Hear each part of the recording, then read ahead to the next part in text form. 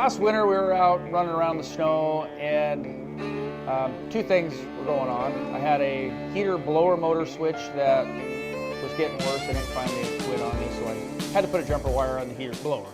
And the heater core was leaking, and I didn't notice it when we were out, but until I got back. And then when we went up North Idaho to do some off-roading on some of them Compressor Creek Trail and the Denver Creek Trail, I noticed before we took off that it was leaking, so I just disconnected the heater core altogether, just bypassed it. Well, winter's coming, I want to get that fixed. So I have a heater core, get that thrown in, and my heater fan switch. I want to get that swapped out too. So we'll get this thrown in here. Well, one way to know you got a bad heater core is if you're leaking from the firewall on the ground, underneath the rig, or on the floor inside. That's a good sign.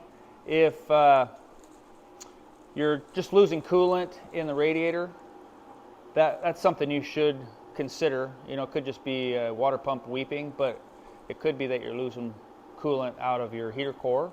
So that's a possibility. It's not a definite, but that's something to keep in mind. And if you're smelling antifreeze, you shouldn't smell antifreeze typically unless you're really hot, maybe around the radiator. But if you're inside and you're smelling coolant, that's a good sign you got a leak too. The big one, the one that happens every time, and it's happened to me several times, in the wintertime, heater blowing, going to work, cold outside, and it blows out inside and steams up your windshield on the inside. Anyhow, so what I'm going to do here is I have 3 screws, I believe, on the under the hood here. 2 of them are hard to get to, but there's only 3 here. The other ones are on the inside. I'll show you where they're at. So under the hood here, there's a screw right there. I'll put an arrow. And there's one right under here. You can't see very well. And the other one's hidden right down there. Barely see it. Put an extension and a wobbly. You can get to it too. You can pull the inner fender out to get to it really easy. Just depends on how much work you want to put into it. You might be able, if you have the socket, you can get in there with a wobbly extension. Okay, then under the dash, there is a bracket here. There's one more bolt right here, or screw. All right, so we'll get the glove box door off so I can unhook ducting in there. The 3 nuts from under the hood, that's 1 screw there, a bracket. We'll get it all loosened up. We'll set it on the floor, and I should be able to just roll that over and have enough access to get that heater core out right here on the floor. Then we'll reverse the process, put it back in. So our goal here isn't to remove this whole piece. It's just to get the 3 nuts off of this and the 1 bolt from underneath the dash. And all the work's going to be done under the dash.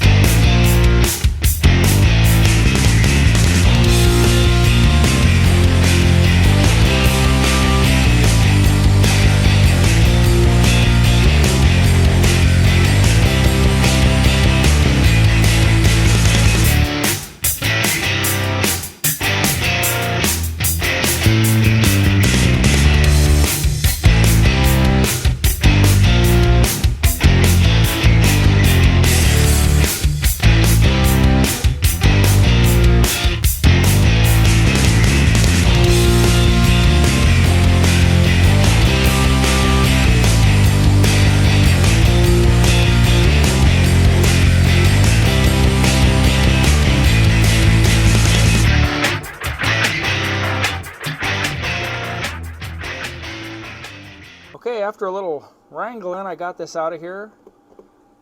I had a duct right here that I had to unscrew off of the piece, and this, I needed to get this off the front. That screwed to that other piece, and then there was another piece of duct back behind here, that little screw I had to get out. I forgot all about that screw. Last rig I worked on probably didn't have it. Anyhow, the heater core is right here. Just have a couple little screws to pull out, and that'll slide right out, and I can slip that new one in and throw this sucker away. Okay, so I showed you there were 2 screws here, top and bottom, and 2 screws back in here, top and bottom. You need to get this bracket off, 3 screws on here, and then there's one more screw right here that needs to come out. Then you can pull this out, and if you get this flipped over the top here, it'll fall right out. And here's your heater core. Now, this core here has a bracket back here to hold it in, and there's a strap right here with 2 screws on it, and that'll fall right out. So I am going to go ahead and take that apart, throw the new one in, which is right here. Let me compare that. Fortunately, it looks close enough. So we'll get that in. Anyhow, I'm going to swap this out, and I'm going to clean the inside of this box. It's got some dirt, and there may have been a squirrel or a rat or something living in here, so I want to make sure and get all that junk out. Clean off the top. I'll probably squirt some oil on this stuff here while I got it apart. Make sure it's got some lube on it and all that mechanism there too. And start throwing it back in that hole. Somewhere between 73 and 82. This is an 82, the newer version. They made a change here on this. Everything else for disassembly is the same. This is the only style I've changed until I started doing that old Chevy 73. I don't know if it changed like 74 or 75, or if it changed with the new square nose style. But just be aware, there is a slight change in the new and the old versions. All right, I've got this all put back together. I've topped off the radiator. It was just a little low to start with. Inside's all back together. Good as new. It leaked a little bit. And I noticed one thing here. I replaced it because it was leaking out under the hood. But I looked this over and I couldn't see where it had been leaking. Really, obviously. But I was looking in the end of the hoses here. Oh my goodness, they were really bad. Let's see, that was, yeah, here's the end. I was looking in there, and so I don't know if I was even getting a seal on this hose. I think that's the one that was leaking. This other one wasn't near as bad. But, so that could have just been a bad hose. So I'm going to hang on to this and pressure test it just to make sure. I couldn't see where it had been leaking anywhere obvious anyways. And I did see a little patch of rust on it right here. So maybe it was just seeping past that. I don't know. Anyhow, I don't have to worry about this now, but I do want to get my heater switch, the blower motor switch, changed so I can actually get some heat. So to do that, I need to pull the bezel off, get to the controls, pull the controls out, and then the switch just screws in from behind. So I'm going to pull that apart and pull that switch out. So I remember in the early 80s, I had earned enough money and bought a 1930 Model A pickup. And I was thinking, man, that is a really old rig, 50 years old. And here I am working on this square body Chevy. It's 50 years old, and it sure doesn't seem like it's as old as it is.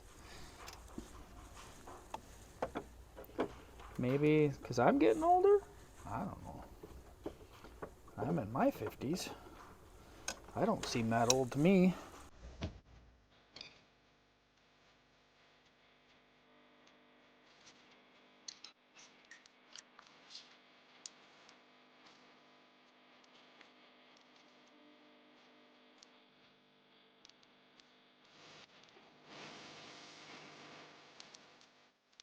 Be careful when you're twisting this around that you don't bust it.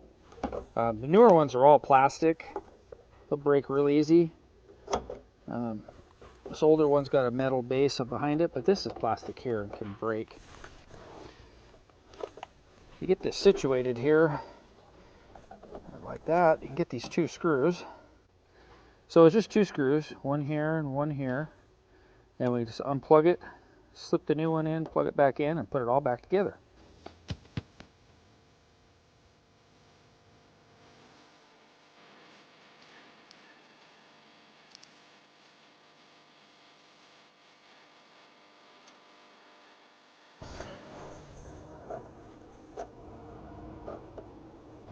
Well, I don't know if you can hear it, but it's working, and it's working good. So anyhow, that's good. I clean these up. So anyhow, I'm just going to reassemble this.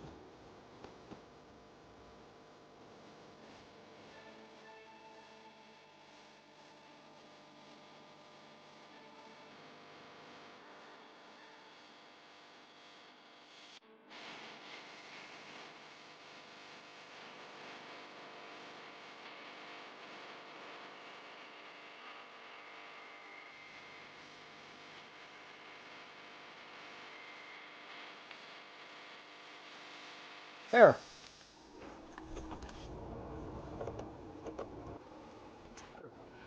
Got it all working.